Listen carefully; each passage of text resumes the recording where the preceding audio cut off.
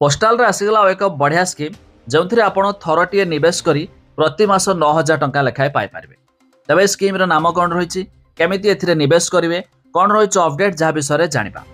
अनेक post office संचय योजना रही जहाँ छोट निवेशक मध्य बेस लोकप्रिय। से योजना गुड़िक मध्य गोटे मासिक संचय योजना अर्थात post office monthly income scheme कहुच्छी। तेज स्कीम मध्यम जेकोसी व्यक्ति प्रति मासरे आय करें।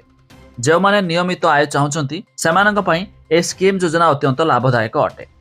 आसतु संपूर्ण अपडेट जानिबा ता पूर्व वीडियो को लाइक करंतु, सब्सक्राइब करना थिले एबे सब्सक्राइब करी पाखर थिवा घंटी चिन्ह को दबाई दिंतु।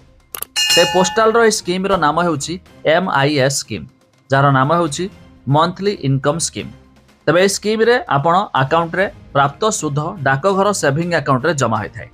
आपण 5 वर्ष पर आपणकर जमा टंका उठाई पारिबे। भविष्य में जदि आपण एही योजनार लाभ उठाबा को चाहउछंती तबे आपण एथिरे निवेश करि पारिबे। तबे स्कीम रे आपण सिंगल एवं जॉइंट अकाउंट मध्य खोली पारिबे। जदि आपण ओ आपणक पत्नीक सहित एही योजना रे 15 लाख टंका जमा करूछंती तबे आपण 7.4% हार रे सुध हार मासिक 9,250 टंका पाई पारिबे आ वार्षिक 1,11,000 टंका पाइबे। सेहिपरि 5 वर्ष रे आपण 5,55,000 टंका पर्यंत मध्य आपण रोजगार करिपारिबे। तबे देशर जेकोसी नागरिक डाकघरे मासिक आय योजनार अकाउंट मध्य खोली पारिबे।